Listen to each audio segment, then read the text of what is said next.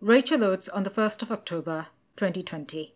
These kinds of people who think it's worse to be called transphobic than it is to do anything transphobic, or that it's worse to be called a misogynist than it is to say misogynistic things.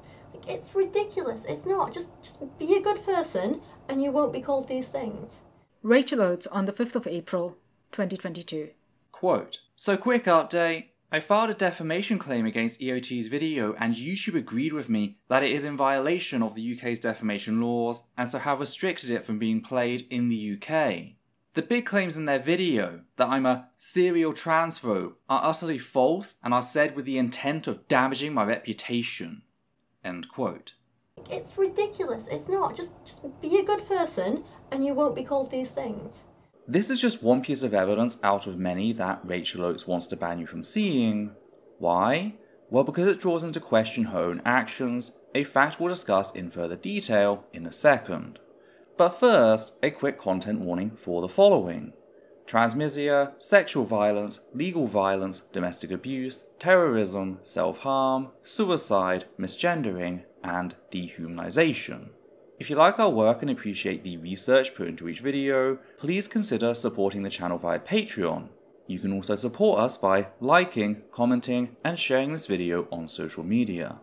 I'd also just like to take the time to remind our viewers that the statements made throughout our videos are the opinions of myself, the host, based on the evidence I have available to me. They are not and should not be taken as unquestionable fact, which is why we reference everything, because we're valuable. Thus we strive to give you, the viewer, the ability to check all evidence for yourself in order to make up your own mind, which is what the reference numbers in the top left corner are for, being numbers that match up with the reference list found in the transcript linked down below. As such, we encourage all viewers to do their own research to reach an informed conclusion about the topic. Hi there, my name is Ethel Thurston, she, her, they, them, and today we'll be continuing our journey to document the impact Rachel Oates has had on the trans community, specifically how she has, on multiple occasions, promoted far-right anti-feminist, anti-trans figures. From people openly declaring that the very existence of non-binary people sickens them, to a man who rage quit Twitter after he publicly targeted and dead-named an 8-year-old trans girl, Rachel Oates has personally thanked them all for their support. This video is the 5th and final piece in a 5-part series, with each video documenting a key incident between Rachel Oates and the trans community. The first video was an introduction that looked into the hypocrisy played at the start. The second video looked into the time Oates published identifying information taken from a private trans-focused mental health support group. The third video looked into the time Oates published private emails sent to her by a trans member of her audience, in spite of said audience member repeatedly telling her that he was afraid to approach her in public due to fear of abuse from her audience. Lastly, the fourth video delved into the events of September 2019, how Oates called on her subscribers to circumvent my block of her to provoke a response, only to then turn around and frame that response as me harassing her, exploiting self-harm to help her do so. So you should go ahead and watch those videos if you haven't, as I will be referring to them throughout this video. All of our work is fully referenced so that you can check things for yourself. If you're in the UK and find yourself unable to watch any of the videos in the series, due to Oates' habit of weaponizing the UK's draconian defamation laws to stifle free speech, specifically criticism, you can use a VPN to get around the issue, or simply read the transcripts / watch one of the mirrors linked in the master list that can be found in the description of each video. For the VPN, just change your country of origin to be outside of the UK, and you'll be able to access the wealth of evidence presented, allowing you to make up your own mind, something Rachel Oates would deny you. Speaking of denying you, if you go to check any of Oates' videos or live streams referenced throughout any of our exposés, only to discover that they're no longer available, this is because Oates has taken to deleting and privating said evidence. Now, we'd originally prepared for this possibility by mirroring key pieces, unpublished, linking said mirror below her original. Sadly, Oates saw this as an opportunity to abuse YouTube's copyright system. The string of DMCA claims Oates filed put the channel a single strike away from the 3 required to be deleted, permanently putting the future of the channel and my sole source of income as a trans person in jeopardy. We naturally won our appeals over the coming weeks, leading YouTube to reinstate said videos. That said, we decided it best to remove those videos to prevent any further attempts being made. The bottom line is, we tried to ensure that everyone, including her audience, would always be able to see the full context of the clips used throughout our exposés. It is Rachel Oates who has done everything in her power to make sure that that is not the case. To me, the only reason Oates was set out to bury those videos is because the context was worse than anything we stated in our exposés, and thus she did not want you checking for yourself. Because think about it. If they'd vindicated her in any way at all, she would have sent people there herself. But she didn't, because they don't. Just a very important thing you need to keep in mind going forward. The last thing I want to do is mention the shift in tone throughout this video. Rachel Oates had a solicitor send us a cease and desist on the 5th of December 2023, threatening legal action if we did not immediately remove all posts relating to Oates, delete all archived evidence, and pay for damages, as well as Oates' legal fees. We immediately sought out a specialist in internet law for a legal consultation. Full disclosure, the consultation cost £469, which has now been subtracted from the trans community's legal defense fund. Said solicitor noticed several red flags with the cease and desist, signs that Oates had no real intention of following through and was relying on threatening us in hopes of forcing us to self-censor, signs which have been vindicated by Oates' inactivity during the last 5 months. That said, he still gave us advice on how to conduct ourselves going forward, advice I will be implementing throughout this video, hence the shift in tone. And in case anyone takes issue with the fact that I'm sharing screenshots of said documents, not only am I legally allowed to publish said documents, so long as I redact any and all personal information, but Oates herself has done the exact same thing. I am of course referring to the fact that, on the 5th of November 2023, Rachel Oates published a screenshot of the first page of a cease and desist she was sent to the Fundy Snark Uncensored subreddit. That is the general standard as set by Oates herself. So with all that noted, the first thing I want to do is address something that has come up previously and will almost certainly come up in discussions surrounding this video, and that is the concept of guilt by association.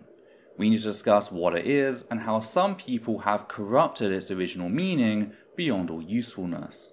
Guilt by association is an informal fallacy. That is to say, a fallacy which is caused not in the form or structure of an argument, but rather its content or context. Said arguments are only fallacious under very specific circumstances, whilst being completely valid in general. With regards to guilt by association, it can be better labelled as guilt by spurious, that is, unrelated, association. The classic example is Stalin had a mustache. John has a mustache. Stalin was evil, therefore John is evil. There is no known relation between facial hair and morality, ergo, that is a spurious relation, making it entirely fallacious. Another example, given by Levi, is Jane works for a charity, John works for a charity, Jane embezzles money from charity, therefore John embezzles money from charity. This is guilt by association since there's nothing about the shared trait of working for a charity that makes someone embezzle money, hence it's a spurious association. However, if, in the hypothetical, John had been friends with Jane and then continued to be such after said theft came to light and she showed no remorse for her actions, it would be entirely fair to judge John's morality on that basis, since it shows us what John will tolerate in the people he chooses to surround himself with. It should make us question what his own values are. There are things that should be deal breakers when it comes to friendship and support. Yes, we can disagree on things like pizza toppings, but when it comes to bigotry, abuse, and exploitation, that's not something we should tolerate in the people around us, much less defend, or worse, promote them for. Sadly, the society we live in is very much opposed to the idea that your chosen associations reflect upon you, and a large part of the reason why is rape culture, particularly in Hollywood. Friends of rapists are among the first and loudest to cry guilt by association when they're criticized for their continued friendship with outed rapists. Said friendship can take many forms. Some attack the rapist victims, others downplay said atrocities, whilst most simply pretend like it never happened and that this is the first they're hearing about it, effectively feigning ignorance to wash their hands of the matter. Whichever sort of friend they are, you can rest assured that cries of guilt by association are never far away, ready to be reached for the moment they're scrutinized for their actions in who they choose to associate with. And the key word is choice. Relationships are not passive entities, they are actively maintained by all participants. Sadly, the people making these arguments have been very successful in normalizing such narratives, in large part due to how they've been enabled by wider society. It's a sad fact that many victims of rape come to realize over time that the vast majority of people are more uncomfortable with the idea that they've consumed and enjoyed a rape apologist media than they are harming a rape victim via ignoring or even silencing said victim. That they'd rather deny the harm caused by said rape, thus adding to it, just so they can continue consuming, never applying any real thought or critical lens to their own actions. This success is why supporters of other forms of violence, including bigotry, have appropriated said methods for themselves. They seek to capitalize on the success rape culture has had with this argument, presenting any criticism of who they continue to be friends with, defend, and even promote as inherently irrational. When again, guilt by association is only a fallacy when said association is spurious. That is an argument that those asserting guilt by association need to provide an explanation for, as without it, said claim can simply be ignored. It's not enough to cry fallacy, you need to actually demonstrate it. That is something I've yet to see done regarding Oates' continued friendship, defense, and even promotion of the people we'll be discussing throughout this video. Starting with Stephen Woodford of Rationality Rules. If you've watched the previous videos in this series, feel free to skip ahead. You might also want to skip the next chapter, as we'll be recapping what we previously discussed regarding Thomas Westbrook of Holy Kool-Aid. If you find yourself wanting specific details or evidence, again, check the relevant video as shown by the reference number in the top left corner of the screen. As detailed in the Descent into Transmisia section of the third video in the series, the one regarding Levi's emails, Woodford's attacks on the trans community did not begin with his original 2019 video on trans athletes. Woodford had, in fact, been targeting the trans community for years. One such incident can be found in his video, Jordan Peterson's Truth, Debunked, which Woodford published on the 27th of February 2018. In said video, Woodford not only promoted Jordan Peterson's pledge to harass trans students and faculty members at his university as a, quote, defense of free speech and biological facts, end quote, but took time to edit in a graphic of Peterson stating that, quote, you're not an Apache helicopter, end quote, whilst talking about things Woodford admired about Peterson. The attack helicopter remark is a far-right narrative designed to ridicule trans people, denying them their existence and, by extension, their humanity. This is flagrant dehumanization in my mind. Woodford will later do the very same thing in his 2019 video, Ben Shapiro Calmly Educated by Stephen Woodford, published on the 25th of February. In said video, Woodford plays a number of clips, most taken from a single Ben Shapiro video titled "Ben Shapiro Destroys Transgenderism and Pro-Abortion Arguments," whilst talking about reasons he admires Shapiro. It must be noted that Woodford goes out of his way to tell us that he disagrees with Shapiro on abortion, which leads the question, if he disagrees with Shapiro on abortion, what then does he agree with? Indeed, taking a closer look at the clips Woodford chose from said video, we see Shapiro promoting the very same attack helicopter narrative seen earlier, only Shapiro substituted claiming to be an attack helicopter with claims to be a different age. Again, just another example of Woodford supporting far-right bigots, stripping us of our humanity. These facts were raised by me and other members of the secular community, being widely shared and talked about at the time, meaning there really was no excuse to continue defending him after the 21st of May. This wasn't a prejudice he tried to hide, he fucking admired it. Which finally brings us to his video on trans athletes, in which Woodford argued for the exclusion of trans women from women's sports. As noted at the very start of my original response to Woodford, denying trans women equal participation in women's sports violated numerous human rights, namely the right to equality and non-discrimination, the right to the highest attainable standard of physical and mental health, the right to sexual and reproductive health, the right to work and to the enjoyment of just and favourable conditions of work, the right to privacy, the right to freedom from torture and other cruel, inhuman or degrading treatment and harmful practices, and full respect for the dignity, bodily integrity and bodily autonomy of the person. Stripping a group of people of their human rights is both violence and dehumanization, declaring trans people as quite literally being undeserving of their human rights. This wasn't a game. He was calling for legal violence against trans women when he argued that, and I'm convinced that unless quickly rectified, this will kill women's sport. And that, I don't want to see the day when women's athletics is dominated by Y chromosomes, but without a change in policy, that is precisely what's going to happen. Now, to help him justify said violence, Woodford tried to pretend like he had some sort of scientific basis for his position, when, of course, he had nothing. Over the span of 3 videos, I caught Woodford repeatedly lying about the science regarding trans athletes.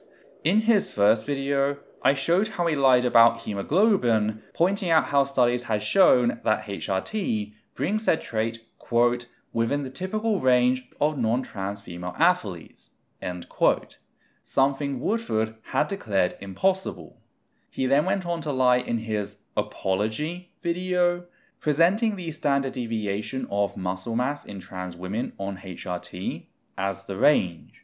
This was in spite of the fact that the diagram annotation he showed on screen, repeatedly telling us that it was, in fact, the standard deviation. Finally, in his corrected video, the video he knew would be heavily scrutinized, Woodford asserted that HRT did not impact heart size, lung size, and muscle fiber type, in spite of the fact that none of these were even mentioned in any of the studies he referenced. Woodford also lied about the results of a particular study, noting how HRT in trans women actually increased aerial bone mineral density in certain sites. What he omitted, however, was the fact that the ABMD of trans women pre-HRT is not the same as cis men, that it is, in fact, significantly lower. Much like the muscle mass incident, this was something that could be read in the conclusion Woodford displayed on screen.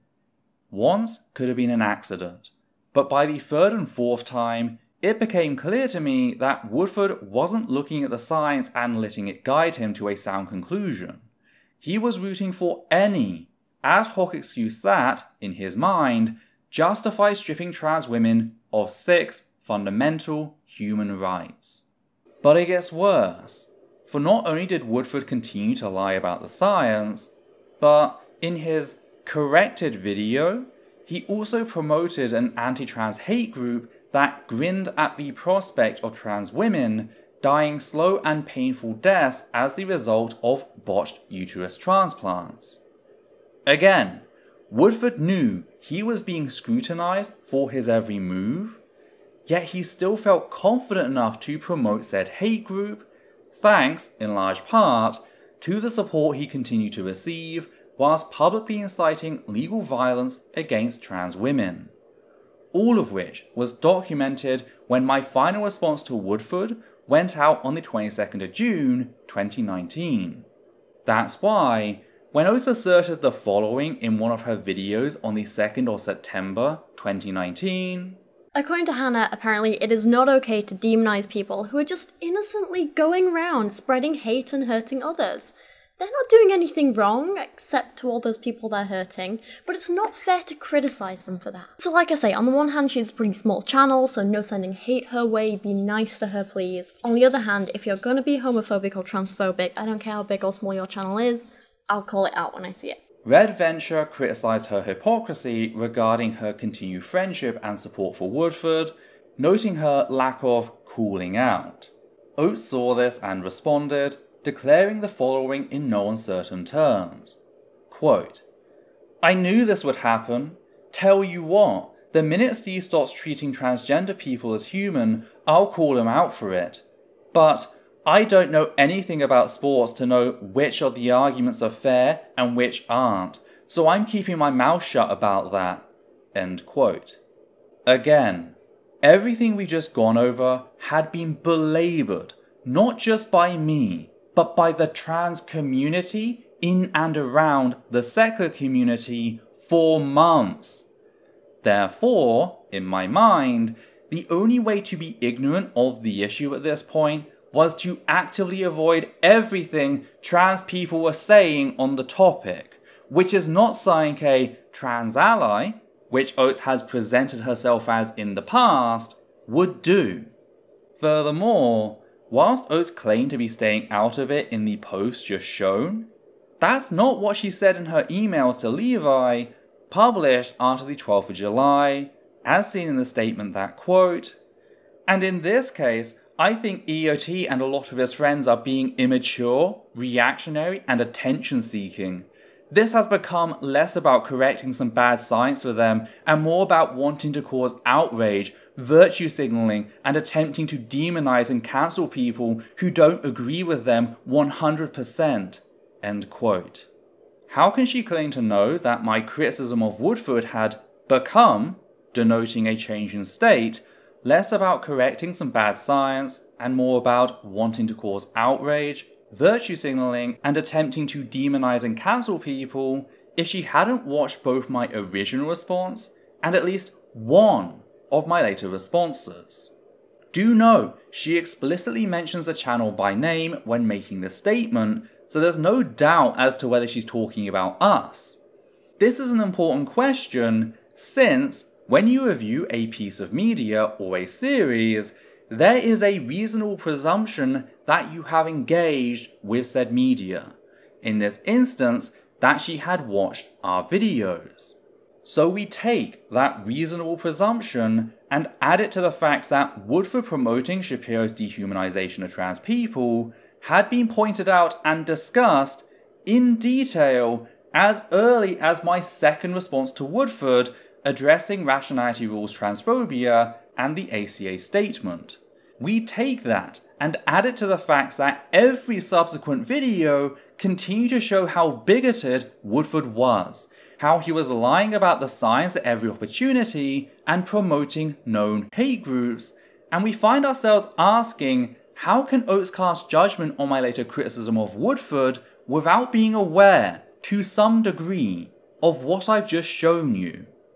Yet it gets even worse when we acknowledge the facts that I explicitly returned to said Shapiro discussion in my third response, Rationality Rules, Non-Apology and Tone Policing, a critical response.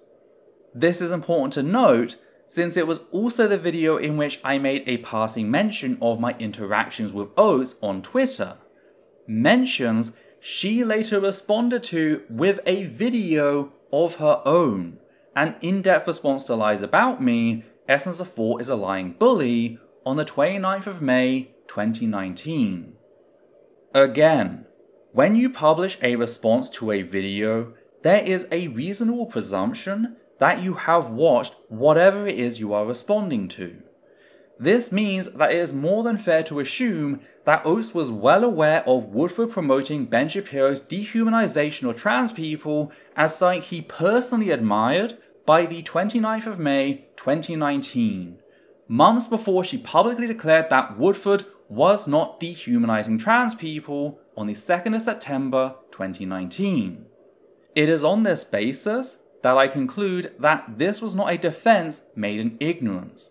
Oates was well aware of the fact that Woodford had promoted the dehumanization of trans people as a noble act when she defended him like this. The only thing Oates stopped short of doing was promoting Woodford in her 2019 What Happened to Me video, but that doesn't change the fact that she still chose to defend him after the 29th of May. Moving on to Westbrook, he has a history of victim blaming and gaslighting victims of sexual abuse. As shown in the video regarding Levi's emails, Westbrook promoted the Catholic Church's false memory myth to attack the dozens of women who had come forward independently to shine light on the ways in which Lawrence Krauss had sexually harassed them. Westbrook also presented the facts that some said women had been targeted by literal fascists over the years, turned into ableist and misogynist memes that mocked their trauma, to argue that their testimonies could be rejected out of hand. Of course, it makes sense for Westbrook to defend Lawrence Krauss for the same reason that it makes sense for Lawrence Krauss to have defended Jeffrey Epstein in 2011, years after said child trafficking monster had confessed to raping a 14-year-old child. Abusers defend abusers, always have, always will. That's why it didn't surprise me when, as shown in our fourth video, Oates defended Westbrook over the whole Friedel situation, going so far as to lie about what I'd said repeatedly. Jonathan Friedel was one of Woodford's more militant supporters who had declared himself more than transphobic in response to my original response to Woodford. You know, the incredibly tame one that left the door open for Woodford to fix things. That video.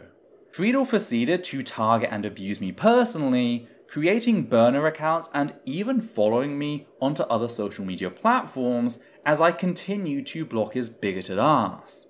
Yet, rather than deny that said abuse had ever taken place or that Friedel had targeted me explicitly because I was trans, Westbrook instead chose to dub said transmisic abuse as part of a, quote, undercover job interview, end quote, to see whether or not trans people were worthy of patronage.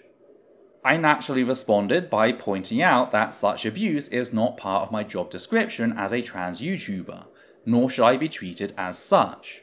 I explained how, if Friedel and Westbrook continued to target other trans people as they had done me, they'd eventually target someone who lacked my support structure, forcing them to take their own life, murdering them via suicide.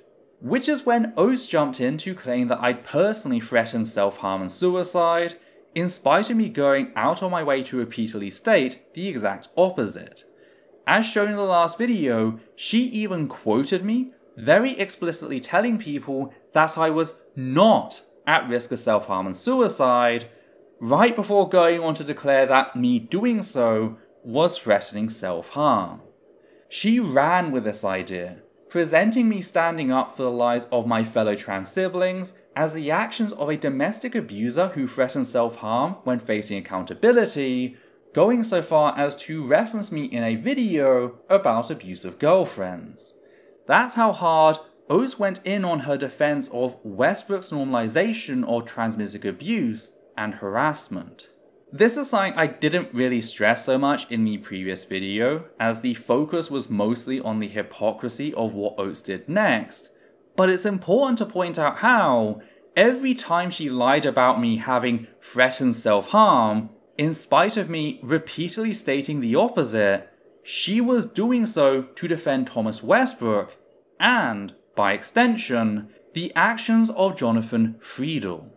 She was doing so to defend direct abuse targeted at a trans person explicitly because they were trans. This wasn't passing acknowledgement between acquaintances, this was full-on support for Westbrook. It's therefore unsurprising that Rachel Oates would go on to personally thank and promote Westbrook in her What Happened to Me video, but I find her defending Westbrook by lying about what I'd said to be a much more compelling argument. You can also say the same regarding Woodford and Oates' entire part in the events of 2019. None of this was passive. It was a choice Oates made. Speaking of choices, that brings us rather nicely to Oates' promotion of Rosa Dawn. Rosa Dawn is a far-right token trans person in the UK, kind of a Blair White wannabe, with a history of cheering on violence against the trans community. One example is the way in which Dawn celebrated the repeal of Gillet competence, a UK medical standard first introduced to ensure that teenage girls could access contraception without parental oversight so long as they could demonstrate an understanding of the medications, a standard which went on to be applied to all medical treatments, including puberty blockers. Dawn also defended cis lesbian and self-confessed serial rapist Lily Cade after the BBC was dragged for presenting Cade as an authority on women's safety as part of a coordinated effort to paint trans women as inherently predatory. It's therefore not surprising that, in 2019, Rosa Dawn rushed to Oates' side in order to help her demonize me whilst using her tokenage to prove that Oates can't possibly be an anti-trans bigot. A move that Oates responded to by, once again, personally thanking Rosa Dawn, promoting her in Oates' What Happened to Me video. Yet the love didn't end there, with Rachel Oates going on to include Rosa Dawn in her video 5 Women You Should Be Watching on YouTube, published on the 12th of February 2020, in which she presented Rosa Dawn as a feminist icon. You know, the person who went on to celebrate the erosion of reproductive rights in the UK and defended a serial rapist? That Rosa Dawn?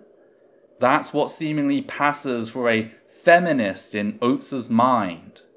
Thankfully, a number of trans people spoke up about the issue because the problems were known at the time, pointing out Rosa Dawn's sordid history of bigotry, particularly towards non-binary folk. The pushback was at least large enough that it prompted a response by Oates, with her asserting that, quote, "On reflection, I now regret adding Rose to the list of recommendations because I wasn't aware of how much her content included harmful discussions about non-binary people. If I'd known, I don't think I would have promoted her in this way. I still think of her as an intelligent, hard-working and well-meaning person, and I still refuse to outright denounce her because I think some of her content is important and is good, and I still think it's incredibly important to see and understand other people's views and open conversation with them. However, you guys are right. I don't want to be accidentally promoting content which harms people, and so, for that, I'm sorry." End quote. One thing I want to highlight here is a part of that last sentence, that quote, "I don't want to be accidentally promoting content which harms people," end quote, since it will be interesting to see how Oates and her audience harmonise that with whatever arguments they make regarding the people discussed throughout this video. Returning to the overall post, however, there's just one major problem. Rosa Dawn's entire deal is terrorising marginalised folk, particularly trans people. The video in which Dawn defended Oates is part of a series literally called Trans Stupid, a title that is both ableist and transmissic. This isn't like Woodford where his anti-trans views only cropped up now and again. There is not a video on Dawn's channel that doesn't contain some form of bigotry, a fact anyone can check for themselves. Therefore, in my mind, Oates is either A, lying about the nature of Dawn's content, or B, lying about having watched said content. Since I can only take her at her word and she claims to have watched said content, I have to assume that we're dealing with A, Oates lying about the nature of Dawn's content. As far as I'm concerned, Oates knew that Dawn was a massive bigot yet chose to lie, chose to present Dawn as reasonable on, well, anything. Which might lead one to ask, why? Why promote such a flagrantly hateful person? Doesn't that clash with the way Oates presents herself as someone who cares deeply about being kind to everyone? Well, by promoting a token trans person, Oates did two things. She, A, normalized anti-trans bigotry as something to admire, and B, implied she can't be transmisic herself because a trans person agrees with her. Thankfully, she got called out on it enough to at least provoke some sort of response, not that it makes things much better. Because when Oates says some of her work is important, she is saying that at least a portion of said bigotry is important, because again, that's all there is. Go check Dawn's channel for yourself and find me a single piece that isn't a bigoted shit show. Dawn's sole purpose on YouTube is to raise her personal status by making things objectively worse for the rest of the trans community. That is what Oates chose to defend as having value after she got called out on Dawn's bigotry. Yet, this isn't the only time Oates would make this argument, with her commenting much the same regarding Blair White in 2022. In said comment, Oates admits that she enjoyed White's work a few years back. Now, Oates alleges that she liked White's personality, whilst disagreeing with, quote, many of her views, end quote. Problem is, Blair White's entire personality is centered around terrorizing trans people and other marginalized folk, particularly people of color, just like Rosa Dawn.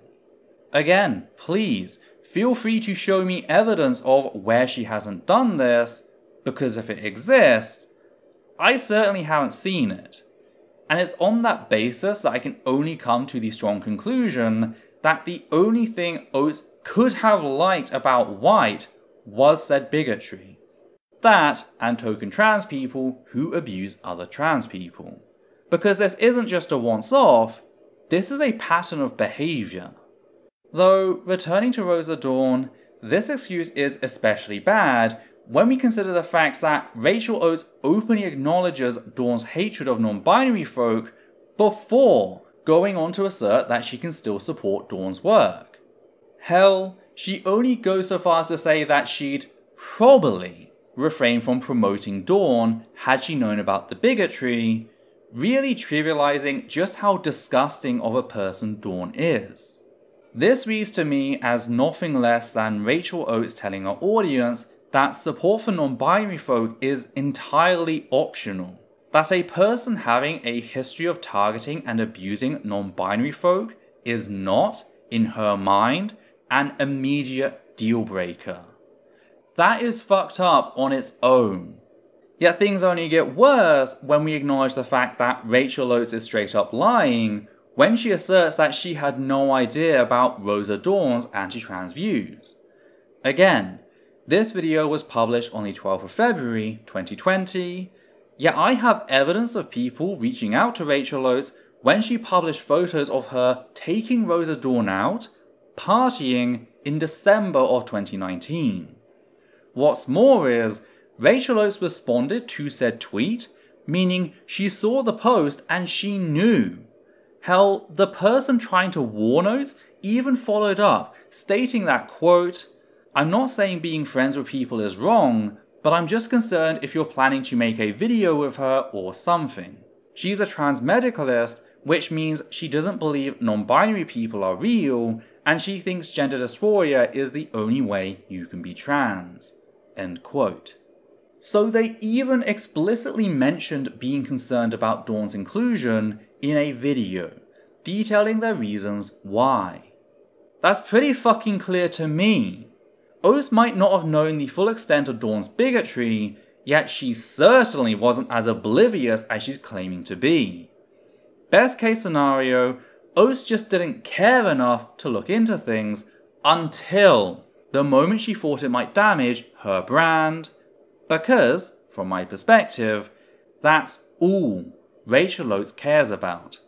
That's the best case scenario.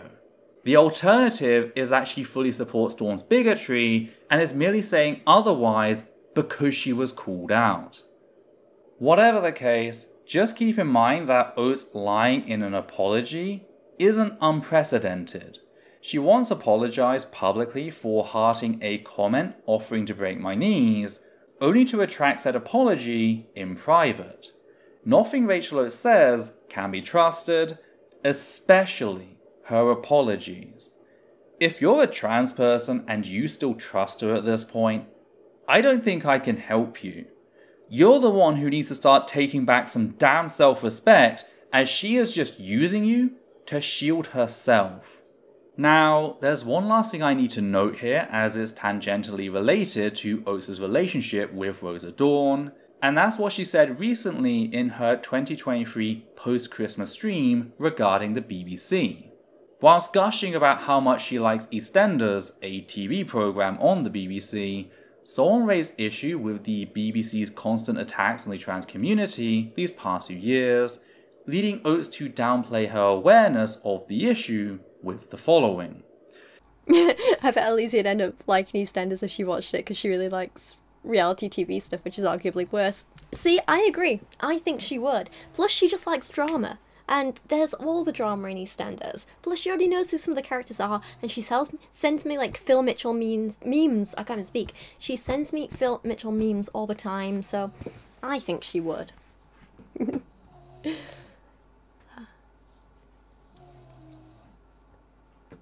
Where are we with this? Home and Away is unlikable, worse than Neighbours. Brutal.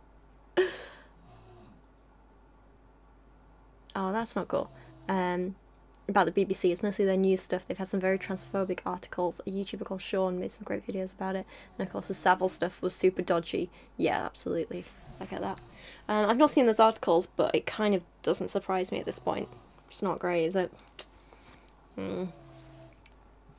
Now, we can go back and forth about how weak her response here is in labelling the BBC's coordinated attacks on the trans community for years as not great, but I'd rather focus on something more objective.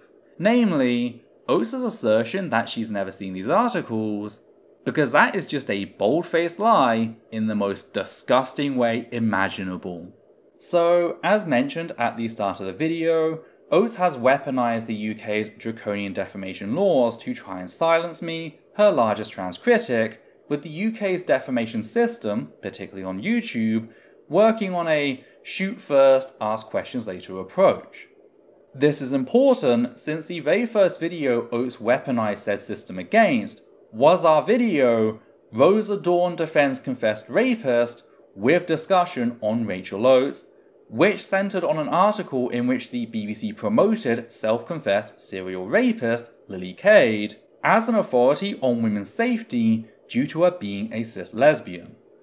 That article was titled, "We're Being Pressured into Sex by Some Trans Women," which presented trans liberation as an inherently predatory movement created by trans women to rape cis lesbians. To make matters worse, as discussed at length in my response, the BBC later clarified that they knew about Lily Cade's self-confessed serial rape prior to publishing the article, yet they chose to go ahead with promoting her as the heart of their story. Why? Well, I think it's because without her assertions, the entire thing just fell apart.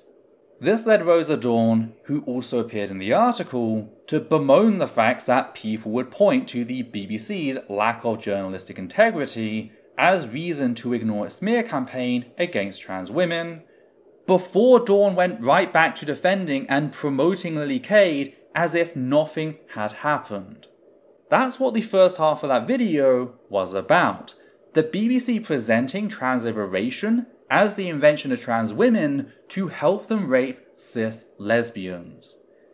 Rachel Oates felt familiar enough with the contents of that video not to respond, but to file a legal claim against it. We once again return to how it's fair to presume someone has engaged with a piece of media if they respond to it, only this time It's a legal fucking requirement. All defamation claims had to be filed and reviewed in full context. In this instance, discussion surrounding a BBC article presenting trans liberation as inherently predatory. So, for Oates to assert that she had no idea about the BBC's history of promoting anti-trans bigotry, that she hadn't seen those articles, is just a straight up lie. Oates not only knows of, but is, in my mind, complicit in helping the BBC bury the fact that they promoted a self-confessed serial rapist by having our video blocked in the UK, the very same UK where the BBC operates. Oates not only knows about the BBC's violence against trans people, she, in my mind, has made herself a part of that very violence. So I am fucking disgusted at her attempts to deny that she's aware of the issue.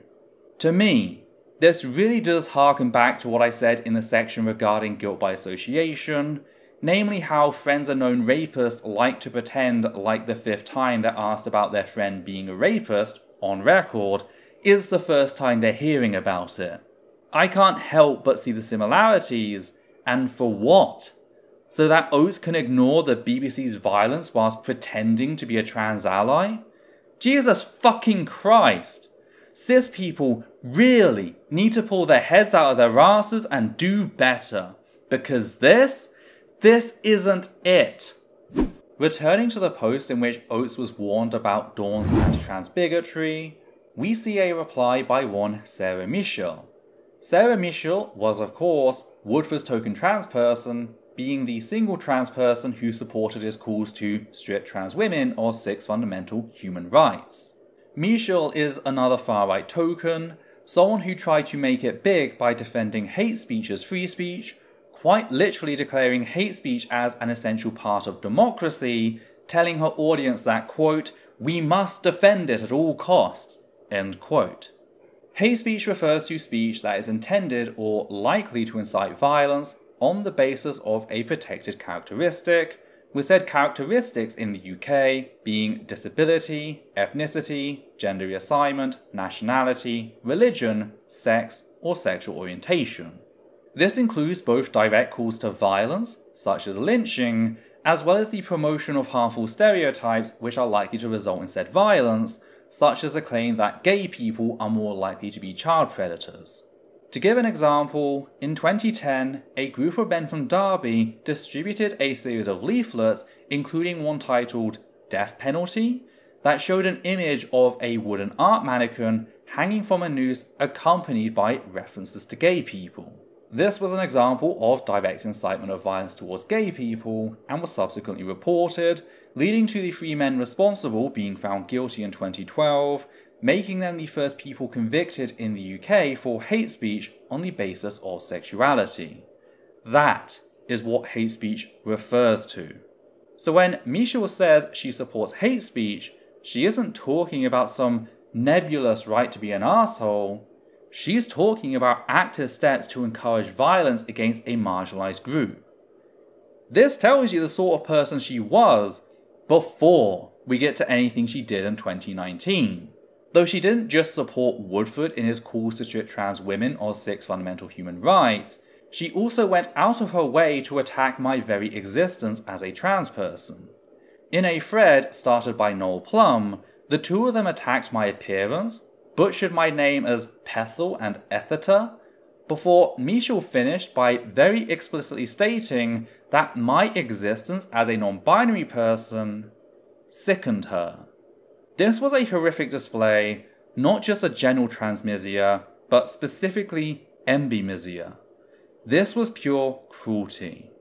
Yet, it was after said public display that Rachel Oates chose to promote her, chose to tell her own audience to go and subscribe to Michel, someone who had publicly attacked my right to exist as a non-binary person. This would lead Michel to stick around, bringing us back to the way in which she defended Oates' budding friendship with Dawn, attacking people who tried to reach out and warn Oates due to said people assuming that Oates simply didn't know. And Oates did nothing to put an end to said behaviour. Rather, she continued to promote Michel, with the link to her channel remaining on her video until Oates privated the entire thing as I began publishing the series. Again, this wasn't passive. To me, as the person directly targeted, this was active support and promotion for Sarah Michel and her actions, including her treatment of me and other non-binary people. Of course, Michel wasn't alone in the post in which she attacked my very right to exist.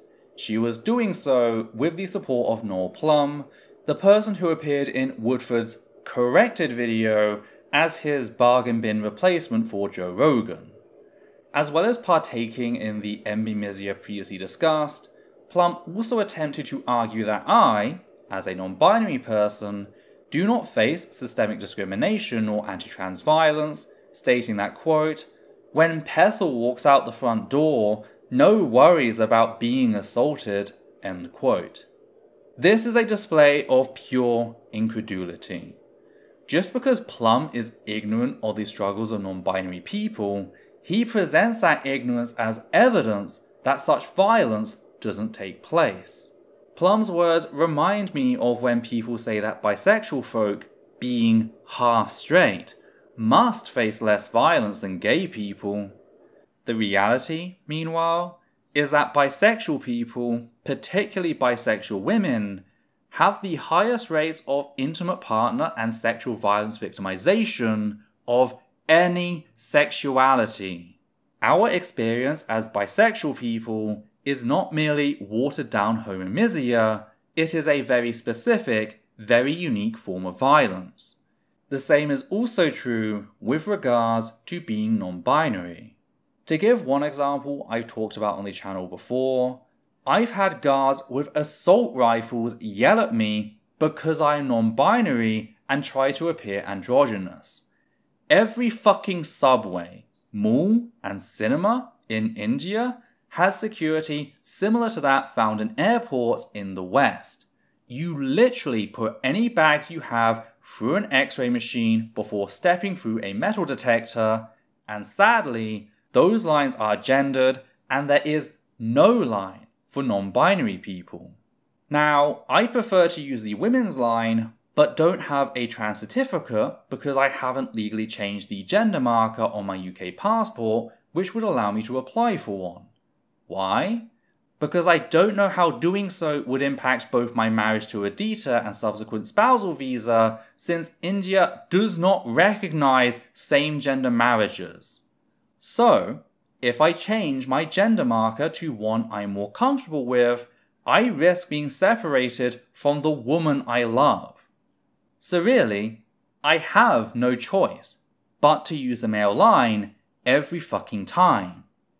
Yet, due to my androgynous appearance and due to being a white foreigner, some men staffing the men's queue think I'm a foreign woman who simply doesn't realise that I should be in the women's line. Now, far from being flattering, it is fucking terrifying when a security guard with a rifle slung on his back starts barking orders at you in Hindi, leading you to freeze, fully aware as his equally armed friend is taking an interest in you from behind the bomb screen. This shit got so bad that I stopped travelling via the metro in 2018, only booking taxis, which cost at least 10 times as much, limiting how much I, as a non-binary person, could afford to go out. As discussed in the previous video, we lived in a really shitty area from 2017 to 2019, meaning I didn't feel safe walking around where we lived, so I was effectively trapped inside my own home, not coming down for weeks at a time. All because I couldn't fucking deal with the fear every time I wanted to use public transport. If I was a passing trans woman, I could just use the women's queue, but I'm not, meaning I face a very specific form of systemic violence in day-to-day life. So please, do tell me, ignorant cis man on the internet, how I don't have any worries about being assaulted. Another form of violence I suffered, specifically because I'm a non-binary person, is sexual violence. When visiting Calcutta in February of 2021, due to Adita's father falling ill, we decided to meet up with several of her friends between being at the hospital. Now, I made it clear that I didn't want to be in any photos, so you can imagine my surprise when I caught one of her friends trying to sneak a photo of me quite literally under the table. I called the guy out, Adita explained how dysphoria impacts my desire to be on camera, and things settled down. I then went to the toilet just before we all left the bar. Once outside, the group wanted a photo, and as the person who didn't want to be in any, I offered to take it. So I took the photo and handed the group the phone, with all of them huddling together to take a look. All except the guy who had attempted to sneak a photo. He sexually assaulted me then and there, in the middle of the street. My first reaction was to pivot, turning 90 degrees, using my shoulder to shield myself, but he quickly repositioned himself and grabbed me, refusing to let go this time. I had to pull away with such fucking force that I skidded back, almost falling back and cracking my head open on the concrete. It was at this point that one of the others in the group realized something had happened and stepped in, leading the guy to back away. I was in shock at the speed of what had just been done to me, not to mention how brazen it was. I spent the rest of the journey home, keeping someone between me and him at all times, not knowing the group's dynamic or whether they'd form rank around him if I called it out then and there, a fear I have thanks to what was done to me in 2019. I only told Adita and the friend who had intervened when we split away from the group, at which point they fed a line about they both needed to go get menstrual products so the rest of the group could go ahead, and we separated and went our different ways. It was then that Adita let me know that, when I left to go to the toilet, he had begun asking questions about which bathroom I used, seemingly profiling me. Thankfully, Adita had the foresight not to tell him, as he might have been able to assault me in a less public area. To make matters worse, said guy was a high-ranking member of feminism in India, the group Adita had volunteered for in 2018, meaning he had access to vulnerable people. Adita immediately alerted the group to what had happened, at which point several queer women and non-binary folk came forward with similar experiences. Turns out that this guy specifically singled out queer women and non-binary folk as easy prey, due to them often lacking the support structure of other people. So again, tell me why I, a non-binary person, am never afraid of assault when I leave the house. I'd love to hear your fucking insight into my life. Of course, just like with Michel, Oates couldn't help but endear herself to Plum following this very public display of ambimisia, promoting him in her What Happened to Me video. Plum would continue to show his ass on the matter over the coming years, such as the time he admitted that his attacks on trans participation in sports were never about fairness, they were about keeping trans women excluded from the very category of women. Period. A revelation that is only shocking to people who didn't pay attention to a single thing the larger trans community said about his role in Woodford's incitement to violence against trans women in 2019. So nobody who was a genuine ally. I don't find it radical to view listening to the larger trans community as the first step towards allyship. So not even allyship itself, just the very first step to someone being an ally. Maybe Oates and her supporters disagree. If so, I'd love to hear their excuses. One last thing I want to mention, as it's tangentially related.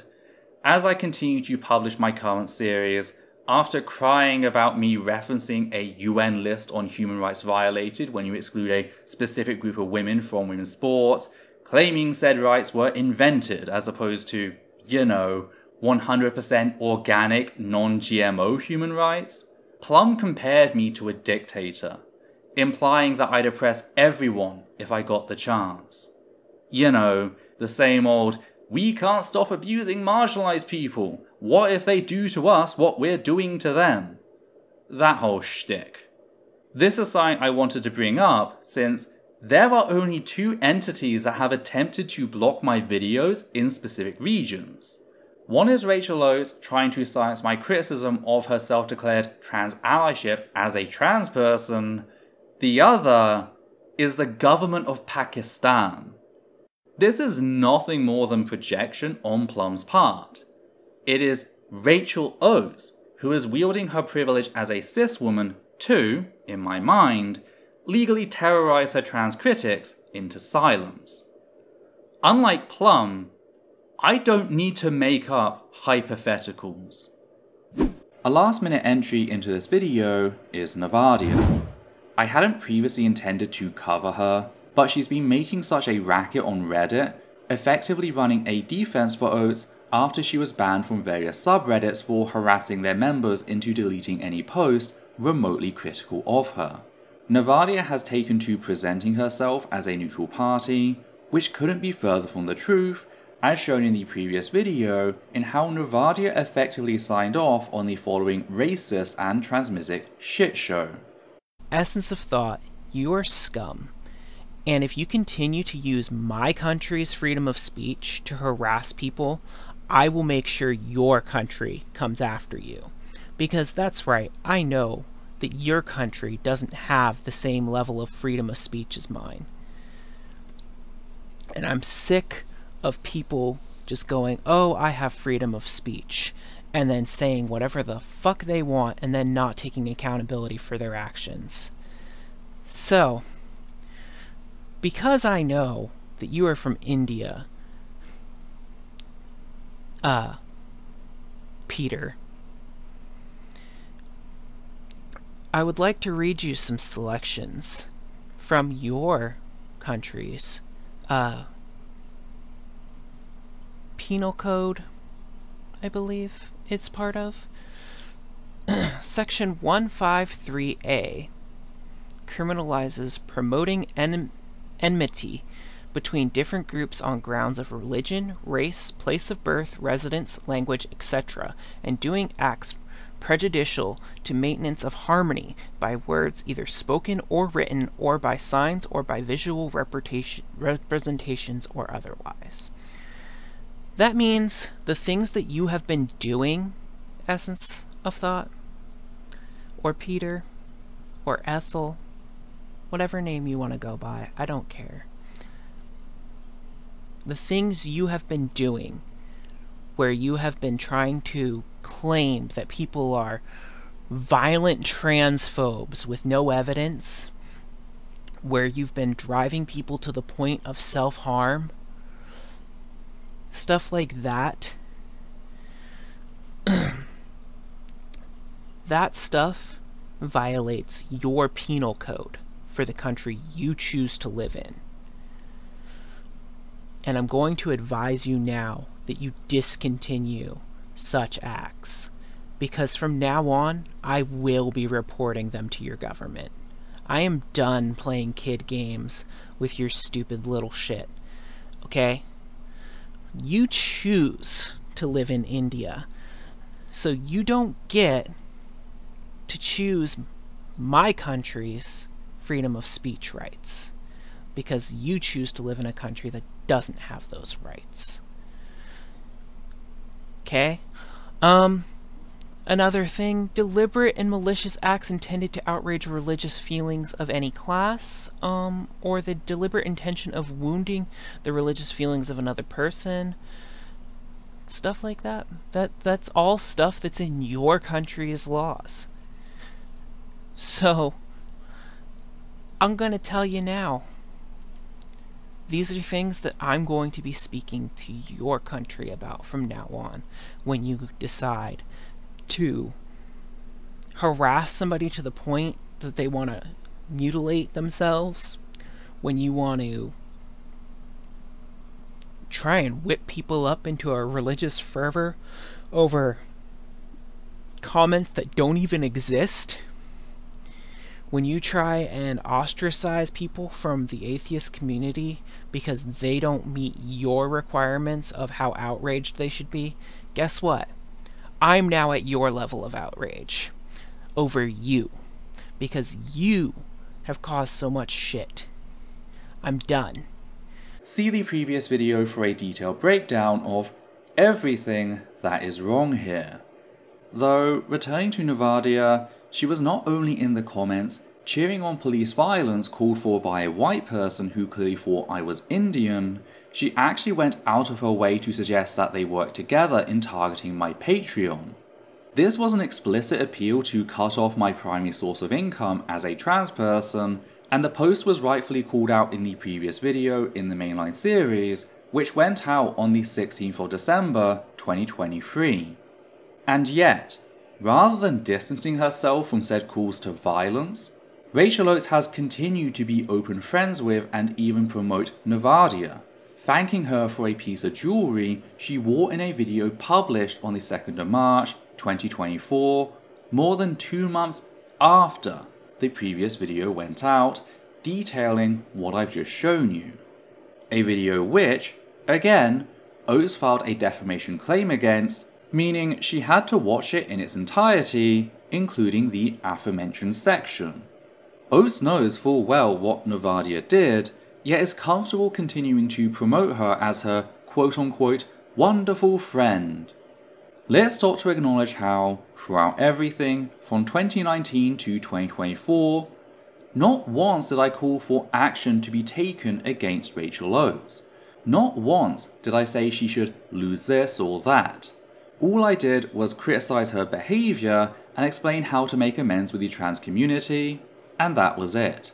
Yet that's apparently definitive proof of what an aggressive monster I am, how much I just want to hurt people. Meanwhile, Oates is in a circle openly calling for my income to be destroyed is acceptable, if not praiseworthy. It's acceptable even as they throw their support behind others who are openly threatening me, a trans person, with police violence and using a white supremacist fantasy as some sort of twisted justification, seemingly giddy at the prospect. All of this was simply because I criticised a self-declared ally, yet that doesn't reflect on them? How much more of a double standard could you get? Well, I'll tell you. Even though Oates' supporters have had nothing to say about her inner circle openly attacking my income, several of them have condemned me because they see my criticisms as an implicit attack on her income. Of course, Oates' criticisms of me are never held to that same standard.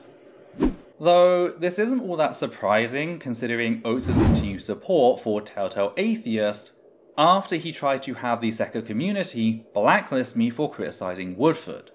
Telltale Atheist first appeared on my radar when he publicly attacked a member of the Secker community for including me on their personal list of creators they looked up to, with Telltale asserting that I'd attempted to start shit at the Faithless Forum, a secular conference Telltale was an official organiser for, and Oates, Westbrook and Woodford all attended. When pressed on what I'd apparently done, Telltale began comparing my actions to the burning down of religious halls, asserting that video footage of the incident would be released any minute. Of course, no such footage ever came out because, spoiler, I wasn't even at the Faithless Forum. The most I said regarding said conference was me asking people to keep an ear out for anyone claiming I targeted Woodford and politely correct them on the facts that, no, he'd come into my backyard and attacked my rights. If this still sounds like starting shit to you, keep in mind that it's impossible to correct someone on something they never said, meaning that Woodford supporters would have to instigate any conflict by definition. This also occurred during the period in which Woodford was still pretending like he was going to fix things, the month I went completely hands-off, meaning his supporters were under no pressure to discuss the issue then and there, never mind misrepresent it. That was it. Politely correct anyone trying to paint me as this hyper-aggressive trans femme. This is what Telltale compared to burning down a religious hall. Again, Telltale wasn't some small person, he was an official organizer for the event. So did I ever receive an apology from him or the Faithless Forum regarding his defamation? Of course not. Telltale even stated very publicly that he was only walking back on what he'd accused me of, not because he'd fucking lied, but to change the conversation. Now, I bring this up because it perfectly illustrated Rachel Oates' hypocrisy. She demonized members of a private transcentric mental health support group, going so far as to publish identifying information of one of its members, simply because the group compiled lists of people known to be safe for trans people versus those who weren't. It should also be noted that these lists were only made for personal use by the group's couple dozen members. Despite this, Oates declared said private list to be blacklist intended to ostracize people, when no, they were security tools designed to ensure that trans people weren't caught out in the open by trusting someone who turned out to be a bigot. Many of the trans people who had initially begged me to respond to Woodford had been former fans of his. Hell, a number of them had even donated to his card game Kickstarter, only to be stabbed in the back. And yet, in spite of demonizing trans people for taking measures to protect themselves, claiming it was wrong for said people to do so, crying about blacklisting, Rachel Oates said absolutely nothing as Telltale Atheist lied about me, painting me as a monster because I was a trans person standing up for my rights. Telltale even personally confronted an audience member for including me in their personal suggestions for creators they looked up to. You know, actual attempts to ostracize me because I'm trans. And yet, in spite of me showing all of this back in May of 2019, Oates chose to personally thank Telltale, seemingly promoting him for his efforts in demonizing me because I'm trans. Yet the demonization didn't end there. Following Oates' Darvo in September 2019, Telltale jumped right in, lying about past incidents to try and paint me as an abuser, going so far as to defend calls to exterminate gay people as a respectable position to do so. On the 8th of September, Telltale posted the following thread to Twitter. Quote, FYI, I've been doing some investigating on our friend. This isn't the first time this has happened, although historically it's been directed at Christians. Still not good to attack people with ad hominems and abuse, regardless of their beliefs. If you're interested, check out what happened with the YouTube channel State of Daniel, link to video.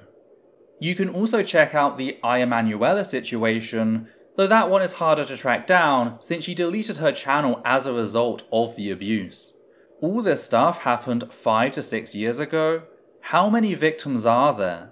Does he know how to engage with people in a healthy way, or does it all boil down to Tommy McMurtry level hatred? End quote. First, these aren't two cases. The State of Daniel video linked by Telltale is about Emanuela. Second, I noticed how the link Telltale gave started at the 1 minute 52 second mark, skipping over the introduction.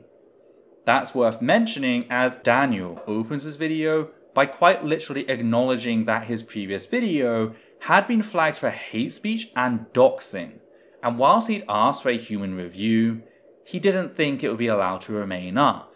About 2 days ago, I uploaded a video about Mr. Repzion, Emanuela, and internet bullying.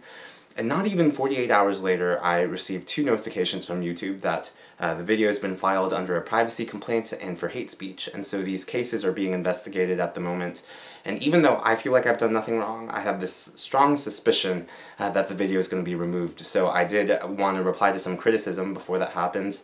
And in particular, I wanted to reply to Essence of Thought. Kind of an important detail to try and skip over, one that Telltale had to know since he put the timestamp after this point. Third, notice how Telltale's tweets imply that I single-handedly chased Aya Manuela off the internet. Even Daniel acknowledged that there were other parties involved, one of those being Mr. Repsion, as this happened before the Gamergate split. The fact is, a lot of queer and then queer supportive atheists responded on the matter, for reasons we'll discuss now.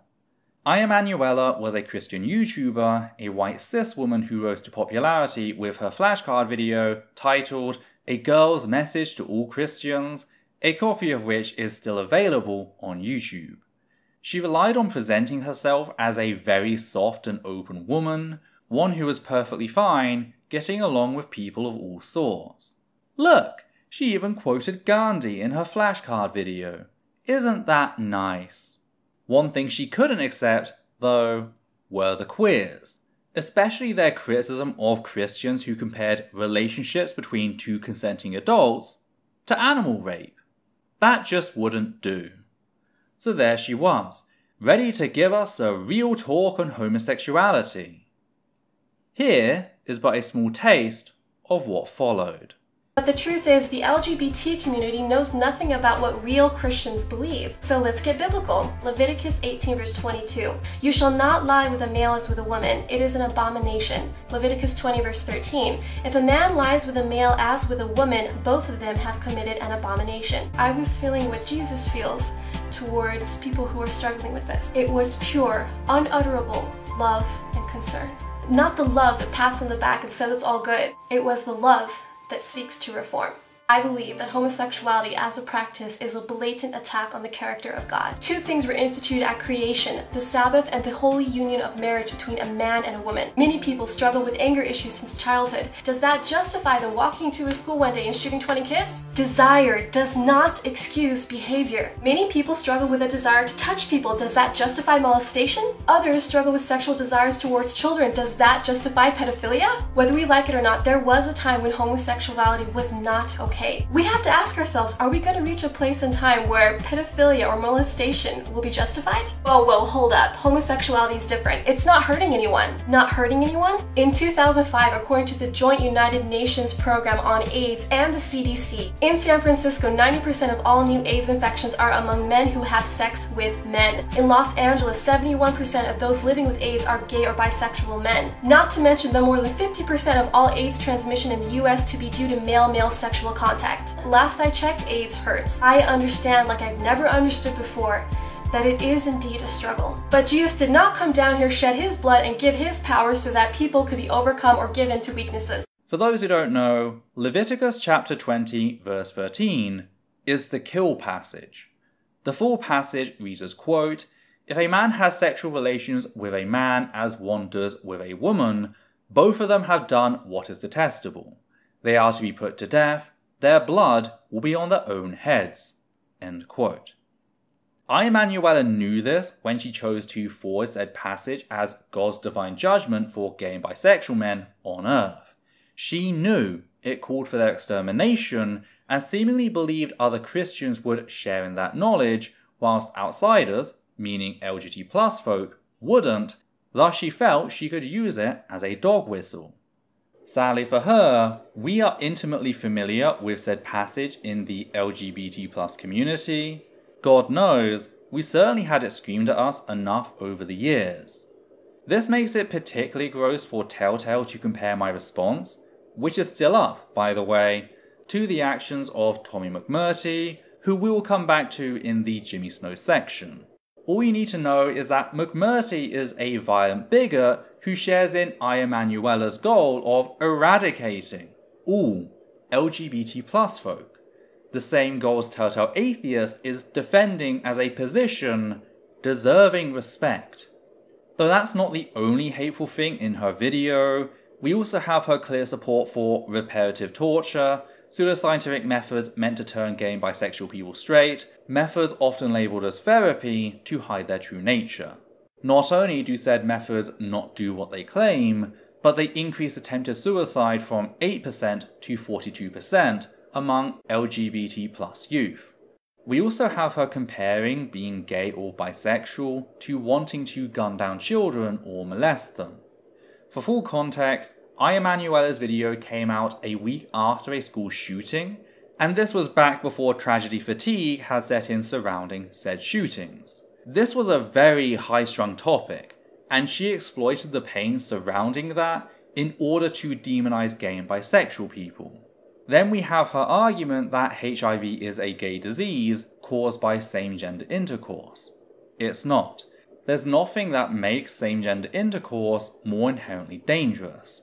But when you refuse to teach inclusive sex education, make the physical tools for safe sex impossible to access, and create a culture that destabilizes all same-gender relationships by targeting them with abuse, leading to an increase in risk-taking behavior like unprotected sex and drug use, this is the result. The AIDS crisis was a manufactured crisis inflicted upon the LGBT+ community by the Christian religion, almost wiping out an entire generation of gay and bisexual people because of who they love. Yet, perhaps the worst part in all of this is Emanuela's explanation for why she's getting involved. How she talks about feeling what Jesus feels, i.e., the love that seeks to reform, after a friend or family member confided in her about their sexuality. Emanuela's immediate response to that was to try and destroy them whilst publicly glorifying said behaviour as an act of love. Two of the things Emanuela forwards here, both kill and convert, are aspects of genocide. Suffice to say, 19-year-old me was not happy. I actually came out on my holiday to record an unscripted response since I didn't think it could wait. And yeah, I swore a few times in the video, mostly whilst yelling, "Learn what consent is."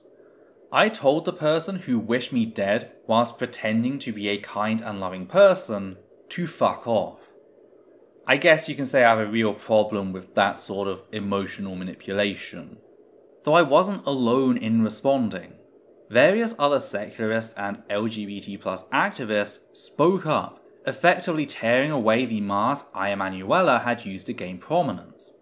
Unable to get that back, she left YouTube shortly after. Meanwhile, there was a back and forth between the secular and religious communities over what had happened, with the conservative Christians, like Daniel, framing her as some sort of martyr. Over time, however, most people forgot, which is where Telltale's accusations come in. All of this information had been clearly laid out by me in my video, meaning that not only did Telltale try and skip over the fact that his only source had been a video by someone whose other video on the topic was taken down for anti-gay hate speech, but he was, in fact, presenting Emanuela's pro-genocidal arguments as something deserving of respect by LGBT+ people, including myself. He was comparing Emanuela to Rachel Oates in another desperate bid to paint me as some sort of monster, tapping into trans-misogynistic tropes to help him do so. That is the person Rachel Oates chose to promote in her What Happened to Me video. Moving on, we come to the fact that Rachel Oates willingly promoted King Crocoduck after he very publicly deleted his Twitter account due to being called out for his targeted harassment of an 8-year-old trans girl. Casey was one of a number of anti-trans bigots who felt emboldened by Woodford's anti-trans bigotry during the events of 2019, leading him to start accusing the trans community of surgically mutilating children, comparing gender-affirming care to cutting off a child's leg because they say they're a pirate. Now, when called out on his bullshit, he presented 2 case studies as proof that the trans community was mutilating children, that of David Reimer and that of Luna Damon Younger. Starting with David Reimer, he was a cis man whose penis was destroyed during a botched circumcision shortly after birth. Now, at the time, intersex people were gaining prominence in the medical community, leading doctors to ask what they should do. Enter John Money, a doctor who believed that every intersex infant should be surgically reassigned female because, in his mind, reassigning them as either male or female would make them normal, and reconstructing a neovagina was easier than a neophallus. Of course, this raised questions about the child's gender, which is where we come to the foundational belief of Money's worldview, that gender was strictly taught and could thus be controlled through therapy. You know, the exact opposite of what the trans community accepts to be true. When Money heard about David's case and the fact that David had a twin brother, Brian, Money saw an opportunity. He convinced David's parents to reassign David a girl whilst using Brian as a control, beginning surgery when David was less than 2 years old before putting him on hormone therapy. Money then spent the next decade trying to teach David that he was a girl. To give you an idea of what those sessions involved, Money would have Brian partake in sexual play with David. Said process involved David laying on his back, with Brian laying between David's legs to form the missionary position, with both of them still children at the time. Brian would then be asked to perform rhythmic thrusting against his brother's groin, imitating the act of sex, all of which Money forwarded as necessary for successful reassignment, teaching David his place in a normal heterosexual relationship. Money also photographed these sessions, yet perhaps most worryingly, conducted some sessions without the supervision of a second professional. David also recalled that Money would verbally abuse Brian if he refused to do what Money demanded. Money reported that said sessions were a resounding success, that David had perfectly adjusted to being a girl, leading Money's methods to be adopted as the default approach to intersex infants. There's just one teeny tiny little problem. The fucker was a fraud. He'd fabricated his findings, burying the facts that David had begun to threaten to take his own life as early as the age of 13 if he was forced to continue seeing Money. After 2 whole years of depression relating to his gender, David's parents finally told him the truth. That's right, David didn't know he'd been forcibly transitioned until he was 15. He was a naive participant, yet he displayed acute signs of gender dysphoria. This makes David one of the only cis people in history to suffer from gender dysphoria as a result of his forced transition, proving how you cannot force a child to identify as a different gender. David transitioned back to being a man, yet sadly, due to the torture Money and his parents had put him through, David had problems trusting people and forming relationships. David Reimer would take his own life when he was just 38. That is what King Crocoduck is blaming the trans community for. The actions of a fraud who, like Crocoduck, believe children can be convinced to change their gender and should thus be forced to do so in order to conform to societal norms. So, reparative torture. Money wasn't a trans icon. Everything he believed, everything he argued, was the very antithesis of what the trans community knows to be true regarding gender. We accept that you cannot forcibly change a person's gender, that said gender is innate and immutable, and that the only person who can figure out who they are is themselves. So KC straight up fucking lied. Yet it only gets worse when we unpack the case of Luna Damon Younger, who Casey dead names in his thread, presenting a now all too familiar narrative. It's the story of a young boy who dresses and acts like a boy at their dad's house and doesn't show any signs of gender dysphoria around him or indeed any of the family friends. Meanwhile, the boy's liberal mother is forcing him to identify as a girl, something she does with the assistance of a single pro-trans therapist who was given a false diagnosis of gender dysphoria and is subsequently pushing the child closer to medical sterilization. This is the story as was broken by famous anti-trans crank Walt Heyer, writing for The Federalist in 2019. It's the story that went on to be echoed by countless conservative and fundamentalist Christian blogs, such as The Daily Wire, Breitbart, The Christian Post, The Christian Examiner, Russia Today, World News Group, and The New American. No credible news source would even touch the story, and the reason behind that was pretty simple. The original Federalist article, upon which all subsequent articles were based, relies solely on the unverified assertions of the child's father, Jeff Younger. This meant that, at the time Casey made this accusation, these were his only sources, fascist blogs. Thankfully for me, Mr. Younger had published court proceedings, clearly believing that doing so would make him appear reliable and that nobody would bother to check them. Only problem is, I'm a sucker for punishment. I went through said court documents, providing evidence of how Mr. Younger had lied at every opportunity. Firstly, Luna's mother, Dr. Ann Georgelas, a pediatric doctor herself, had not merely taken Luna to see a single therapist, as he asserted. Dr. Georgelas had initially taken Luna to see an unnamed child psychiatrist who worked at the same clinic she did, with said child psychiatrist reaching the conclusion that Luna was trans after prolonged assessment. However, at Mr. Younger's request, Dr. Georgelas sought out the opinion of a third child specialist, this time someone she didn't know, by the name of Dr. Jennifer Pape. It's worth noting the fact that Dr. Georgelas had full medical custody of Luna at this point, and was thus under no obligation to do so. She just wanted to keep Mr. Younger happy to try and keep him involved in his daughter's life. And it seems that Mr. Younger was ecstatic about the change. Not only was this a second opinion by an independent professional in child psychology, but she was married to a Christian pastor as well.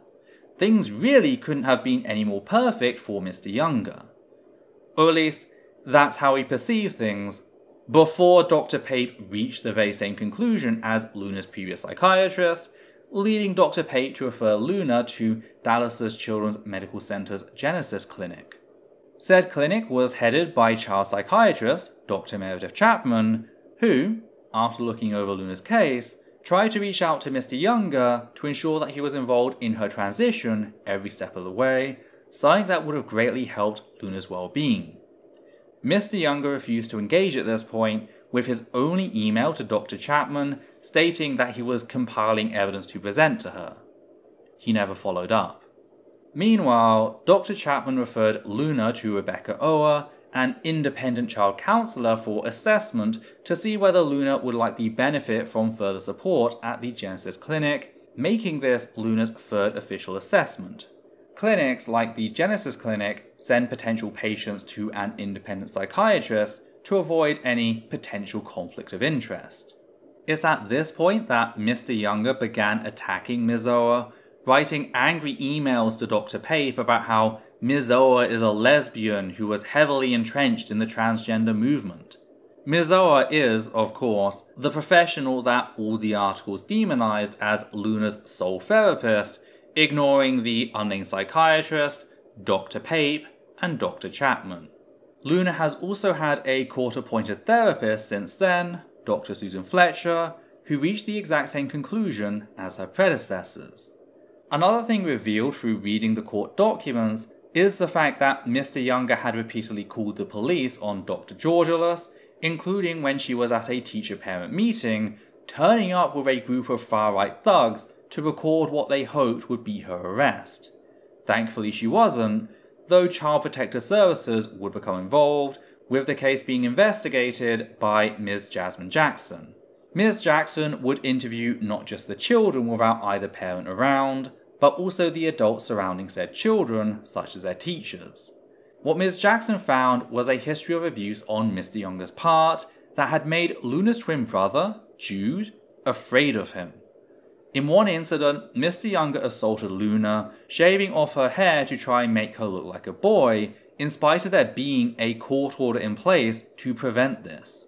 It's worth noting that Jude, who doesn't understand the intricacies of what Mr. Younger was doing due to being a child, felt left out, because Mr. Younger only cut Luna's hair, exposing the targeted nature of what he had done, that this wasn't a scheduled trim as he attempted to argue in court.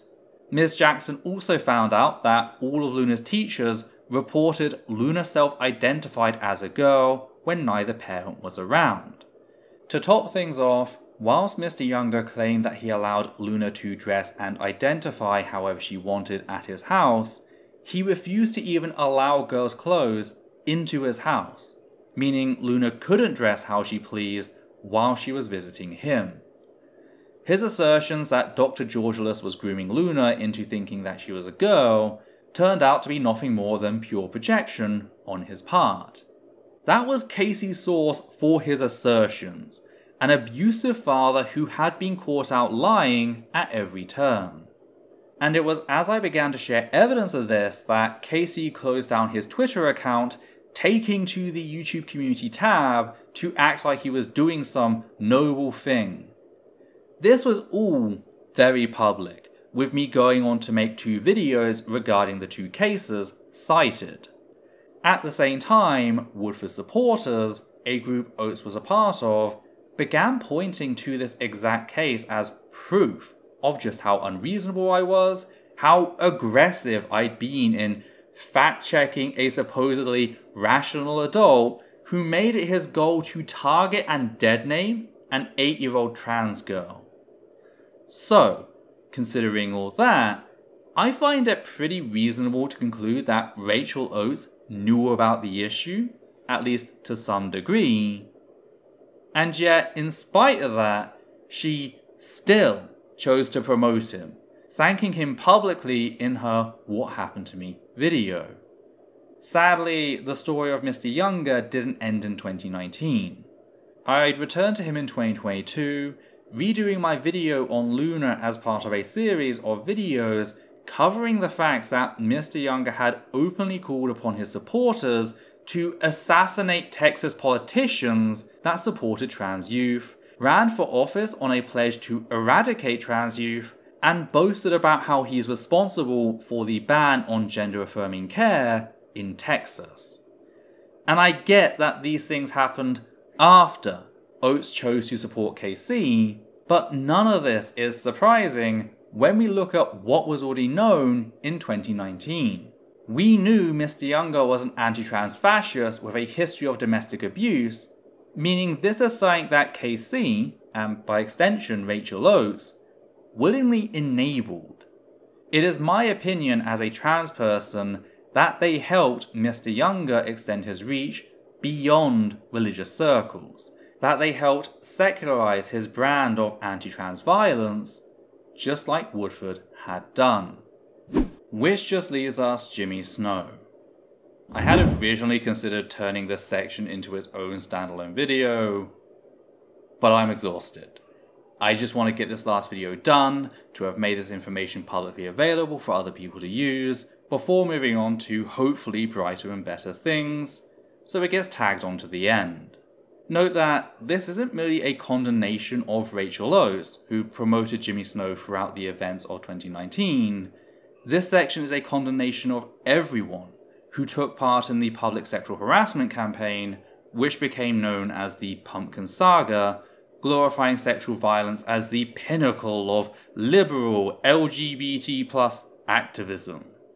But hey, I'm getting a little ahead of myself, so let's roll things back, all the way to May of 2019, the point at which Woodford made it clear that he had no real intention of fixing his video, instead comparing himself being held accountable for what he'd done to Galileo being judged by the Roman Inquisition. You know, the guy who was famously right about the Earth revolving around the sun? At that point, I stopped giving Woodford the benefit of the doubt, as I'd done the entire month before. This did not sit well with some people, and one of those people was Jimmy Snow. Snow began bemoaning the fact that the trans community expected action, not words, to be taken regarding Woodford's cries to strip trans women of 6 fundamental human rights. He began making vague statements about how there was bad on both sides, equating the trans community standing up to violence with said initial violence, a move taken to serve Snow's bottom line.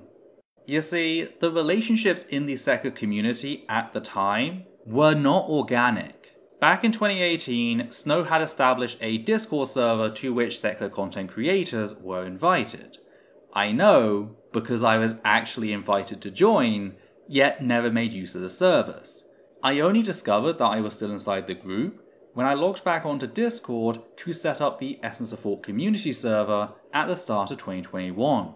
The whole thing ran like Vought from The Boys, with less care being given to the actual quality and impact of what was being done than to how much money was made, coordinating crossovers and such to boost ratings for all parties involved. This explains why I was treated the way I was back in 2019. I was seen as a threat to this money-making machine because I couldn't be bought. This group had tried to butter me up in the month I gave Woodford to sort out his shit, clearly hoping to bring me into the fold, yet I'd made it very clear that my duty to the trans community was paramount, which brings us to Snow's desire to undermine my credibility in pretending that me calling out Woodford's violence was the real problem. This led me to call him out towards the end of May, after someone presented him as an amazing trans ally, pointing out how he'd made himself complicit in the very violence we suffered inside the secular community. Snow responded, once again reaffirming his stance that the trans community's attempts to hold Woodford responsible for his transmisia were just as bad as his calls to strip trans women of 6 fundamental human rights, to which I responded by quoting Martin Luther King Jr.'s letter from Birmingham jail, specifically the section that reads, quote, "I must make 2 honest confessions to you, my Christian and Jewish brothers. First, I must confess that over the last few years, I have been gravely disappointed with the white moderate. I have almost reached the regrettable conclusion that the Negro's great stumbling block in the stride towards freedom is not the White Citizens Council or the Ku Klux Klaner, but the white moderate who is more devoted to order than to justice, who prefers a negative peace, which is the absence of tension, to a positive peace, which is the presence of justice, who constantly says, 'I agree with you in the goal you seek, but I can't agree with your methods of direct action,' who paternalistically feels that he can set the timetable for another man's freedom, who lives by the myth of time, and who constantly advises the Negro to wait until a more convenient season. Shallow understanding from people of goodwill is more frustrating than absolute misunderstanding from people of ill will. Lukewarm acceptance is more bewildering than outright rejection." End quote. Again, Snow's only actions surrounding the events of 2019 were to tone police the trans community. To that effect, it's worth taking a moment to compare Snow's refusal to act when Woodford set the trans community on fire to how he reacted when Oates invoked trans misogyny to Darvo me. How Snow went from "we need to handle everything in private" to producing a 4-part series about me that completely glossed over the extent of Woodford's violence, giving us another clear example of the sort of hypocrisy this circle ran on. How they refused to do call-outs of violent transphobes, yet had no issue doing just that to demonize the very trans people trying to hold said violent transphobes accountable. All to protect the almighty dollar. Now, a big part of this tone policing was constantly bemoaning the fact that my defense of my community was taking the spotlight away from Snow's campaign in response to the Liberty Baptist Church's Make America Straight Again conference. Now, to be clear, the LBC is an absolutely horrific organization made up of equally horrific members, like Pastor Tommy McMurtry. That is not in dispute. What I do take issue with is the way in which people like Jimmy Snow, Rachel Oates, and their associates presented said campaign not merely as more important than ongoing violence against the trans community within secular circles, but as the pinnacle of LGBT+ activism.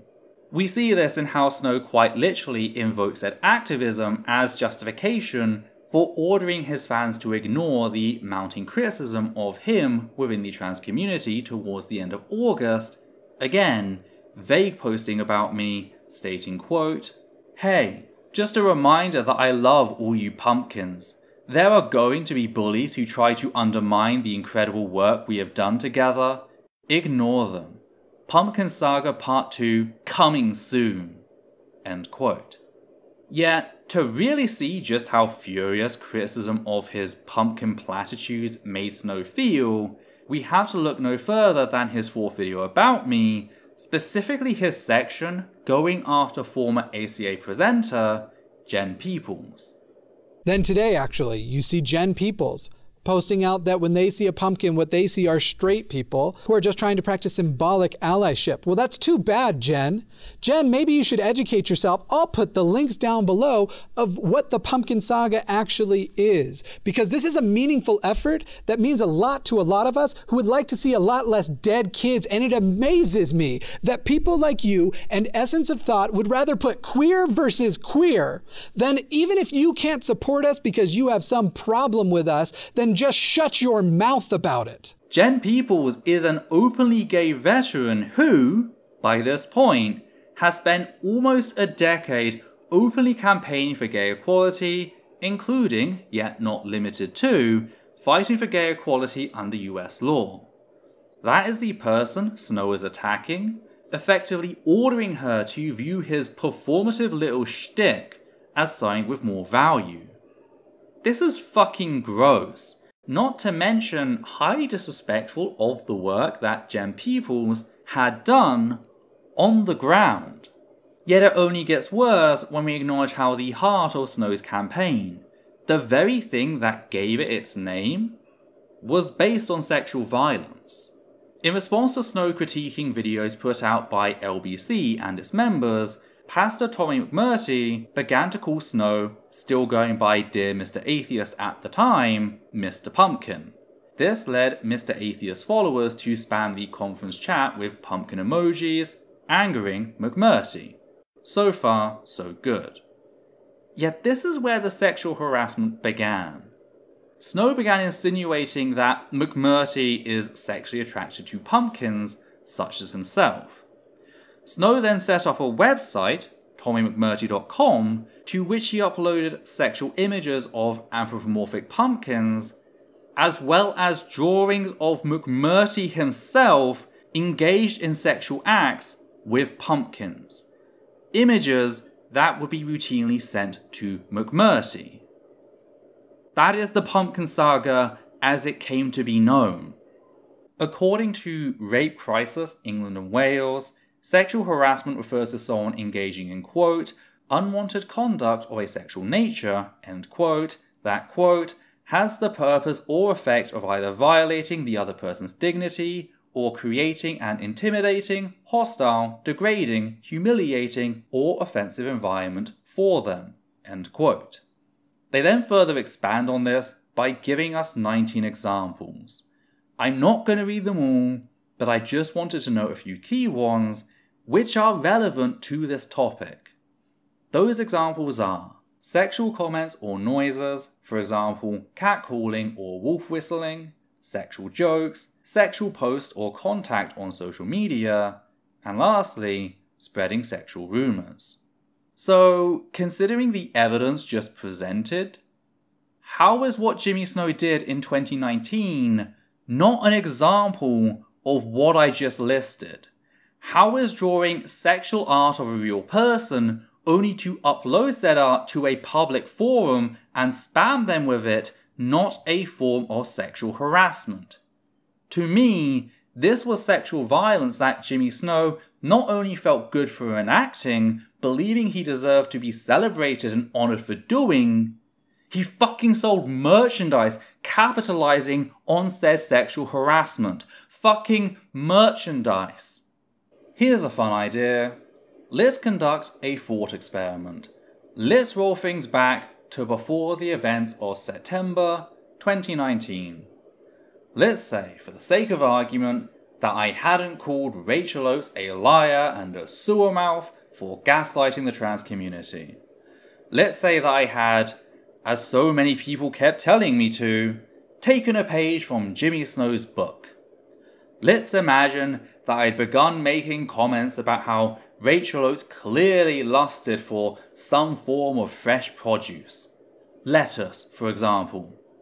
Let's imagine if I'd constantly sought her out to imply this, before then setting up a website, in her name no less, to which I uploaded hundreds of lewd images of anthropomorphic lettuce and drawings of her having sex with lettuce. Images that were routinely sent to her. How long do you think I'd be alive for? How long do you think it would be before people nailed me to the fucking wall and presented me as proof of the trans predator myth? This is what people were effectively telling me to do when they held the Pumpkin Saga up as the crowning achievement of LGBT+ activism, with people, including Rachel Oates, showing off their pumpkin pride everywhere. The secular community saw Jimmy Snow sexually harass someone publicly and asked me, a CSA survivor, why can't you be more like him? Hey? Why can't you just sexually harass people? Suffice to say, I was not at all surprised when a number of Snow's audience members came forward about how he sexually harassed them. I was not surprised because the secular community, Oates included, empowered him to do so. They taught him that sexual violence is okay and even noble, at least under certain circumstances, allowing those circumstances to creep further and further until they include taking advantage of his own audience. At no point did Oates seem to stop and ask herself what she was supporting when she promoted Jimmy Snow, like in her What Happened to Me video, as someone who was safe. At no point did she seem to stop and consider what she was promoting when she included pumpkins in her profile name. Only when their brands clashed over the whole Gabby Hanna situation, only when there was money at stake, did she finally take a stand. But by that point, it was already too late. By that point, Jimmy Snow had sexually harassed multiple people with, in my mind, her blessing and the blessing of the majority of the secular community. Here's an example of the difference between how I and Oates operate. I didn't even promote Jimmy. Yet, not finishing the video I'd begun to put together in late August of 2019 about this very topic is among my top 3 regrets regarding this entire situation. The other two are, of course, giving Woodford a month to correct his transmisia and taking Oates' bait back in September. Again, I wasn't the person lifting Snow up as someone everyone should try and emulate, yet I feel more remorse about failing to act than Oates does. Sexual violence is never justified. A statement I make as someone who was heavily criticized in the secular community for being one of the few people to publicly support the punching of Nazis in 2017. That's actually why I view sexual violence to never be justified. Because there's nothing you can achieve through sexual violence that cannot be achieved through regular violence. Nothing except explicit sexual gratification. Ergo, the only reason a person would choose sexual violence over regular violence is not because they had no other option, as with regular violence and community defense, it's because they want to get off on said violence, that they're seeking it out. Throw all the fucking bricks you want. Stonewall was a bloody riot after all. But the moment you decide to use sexual violence, you are telling me, along with every survivor of sexual violence in the LGBT+ community, of which there are disproportionately many, that you are a sexual predator and that your very presence makes the LGBT+ community an unsafe place. In my mind, that is what Rachel Oates not only supported, but promoted to her audience. A sexual predator who had publicly engaged in acts of sexual violence and would go on to target members of his own audience. Though why am I surprised, considering Oates' promotion of the likes of Thomas Westbrook and Rosa Dawn, both of whom have also publicly engaged in rape apologetics. There has to be a point where we stop and realise that we are well and truly beyond the excuse that this was just an accident or that she didn't know. This is a repeating pattern of behaviour, brought about by Oates' zero accountability stance. From everything I've shown you, I find it fair to conclude that, unless it hurts her brand, her image, her income, Rachel Oates fundamentally does not give a shit. She would sell her audience out in a heartbeat so long as she thought it would benefit her in the long run. That is what you are supporting if you continue to support Rachel Oates. I've done my bit. I've given you the information. Only you can choose how to react. I just hope, whatever your choice is, that you can live with the consequences of your own choice. I know my conscience is clean.